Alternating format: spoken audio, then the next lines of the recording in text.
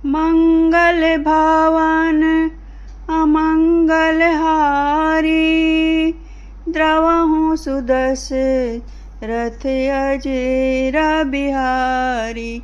राम सिया राम जय जय राम। राम सिया राम जय जय राम।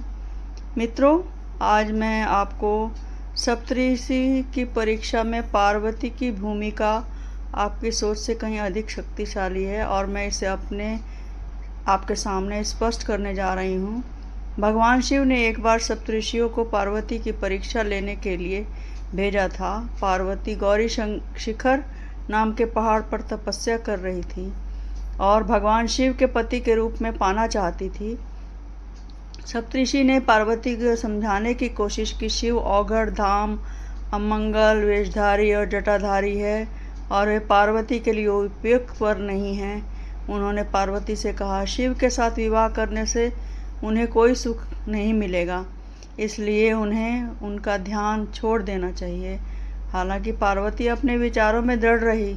सप्तऋषि को पार्वती की दृढ़ता पर बहुत खुशी हुई और उन्हें सफल मनोरथ होने का आशीर्वाद दिया। इसके बाद वे शिव जी के पास लौट गए।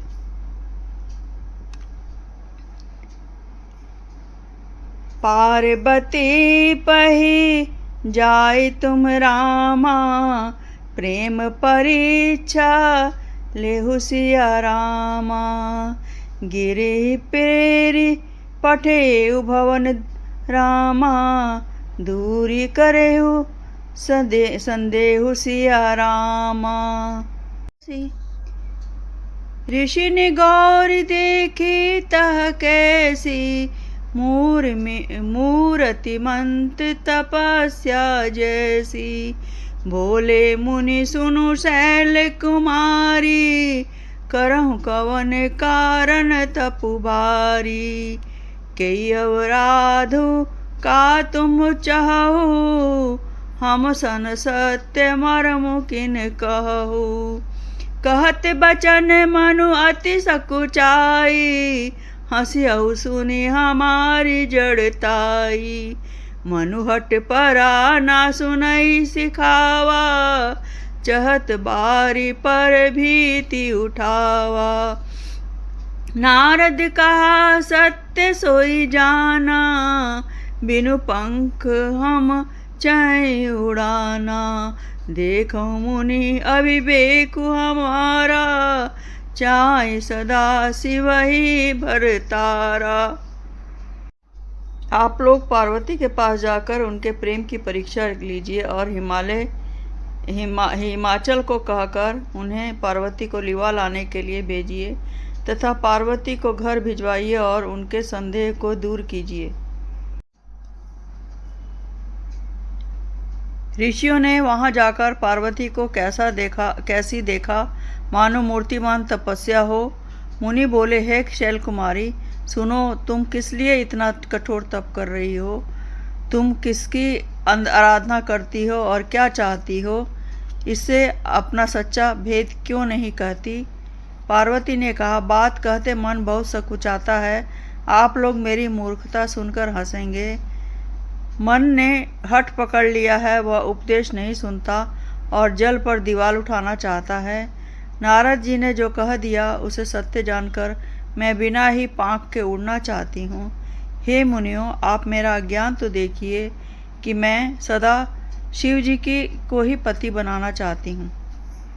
मंगल भवन अमंगल हारी, द्रवहु सुदस रथ अजेर बिहारी। राम सिया राम जय जय राम। राम सिया राम जय जय राम। सुनत बचन बिह से ऋषि रामा, गिरि संभव तह देह सिया रामा। नारद कर उपदेश सुनि रामा, कहु बसेउ की सुगे सिया रामा। दक्ष सुतन उपदेश न जाई, तिन फिर भवनु न देखाई। चित्रकेतु कर घरुन घाला, कनक कशिपु कर पुनि असहाला। नारद सिख जे सुनहि नर नारी, आवसी होहि तजी भवनु भिखारी। मन कपटी तन सज्जन चीना, आपु सरिस सबहि चह कीना। तेहि के वचन मानि विश्वासा, तुम चाऊ पति सहज उदासा। निर्गुण निलज कुबेश कपाली, अकुल अगेह दिगंबर ब्याली। काऊ कवन सखु सुखु अस बरु पाए, भल मिलहु ठग के बोराए। पंच कहे शिव सती विवाही, पुनि अब डेरी मारे ताही। पार्वती जी की बात सुनते ही ऋषि लोग हंस पड़े और बोले, तुम्हारा शरीर पर्वत से ही तो उत्पन्न हुआ है, भला कहो तो नारद का उपदेश सुनकर आज तक किसका घर बसा है।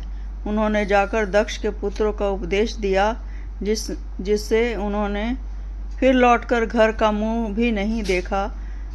चित्रकेतु के घर को नारद ही ने चौपट किया। फिर वही हाल हिरण्यकशिपु का था।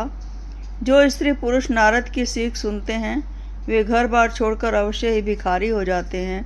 उनका मन तो कपटी है, शरीर पर सज्जनों के चिन्ह हैं, वे सभी को अपने समान बनाना चाहते हैं। उनके वचनों पर विश्वास मानकर तुम ऐसा पति चाहती हो जो स्वभाव ही उदासीन, गुणहीन, निर्लज, बुरे वेश वाला, नर कपालों की माला पहनने वाला, कुलहीन, बिना घर बार का नंगा और शरीर पर सांपों को लपेटे रखने वाला। ऐसे वर के मिलने से कहो तुम्हें क्या सुख होगा। तुम उस ठग के बहकावे में आकर खूब भूली। पहले पंचों के कहने से शिव जी ने सती से विवाह किया था, परंतु फिर उसे त्याग कर मरवा डाला। मंगल भवन अमंगल हारी, द्रवहु सुदशरथ अजरा बिहारी। अब सुख सोवत सोच नहीं रामा, भीख मांगी भव खाहि सिया रामा। सहज एकाकिन के भवन रामा, कबहु किनारी खटाहि सिया रामा। अजो मानो कहा हमारा, हम तुम कहो वरुणिक बिचारा। अति सुंदर सुचि सुखद सुशीला, गावहि वेद जासु जस लीला। दूषण सरहित सकल गुण राशि, श्रीपतिपुर बैकुंठ निवासी। अस बरु तुम्हें मिलाऊ बानी, सुनत बस बहसी कह बचन भवानी।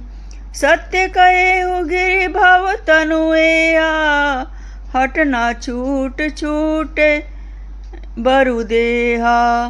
कनकौ पुनि पशान ते होई, जारे सहजु न परिहर सोई। नारद बचन न मैं परिहरऊ, बसऊ भवनु उजरऊ नहीं डरऊ। गुर के बचन प्रतीति न जेहि, सपने हु सुगम न सुख से सिदिते ही। मंगल भवन अमंगल हारी, द्रवहु सुदशरथ अजिर बिहारी। यहाँ पर वर्णन किया है कि हे मुनीश्वर, यदि आप पहले मिलते तो मैं आपको उपदेश सिर माथे पर रखकर सुनती, परंतु अब तो मेरा अपना जन्म ही शिव जी के लिए हार चुकी हूँ, फिर गुण दोषों का विचार कौन करे। पार्वती जी ने इस तरह कह के और फिर वो वहाँ से चली गईं। मित्रों, मेरा पाठ पसंद आए तो सब्सक्राइब कीजिए, लाइक कीजिए और अपने कमेंट्स भी दीजिए। धन्यवाद।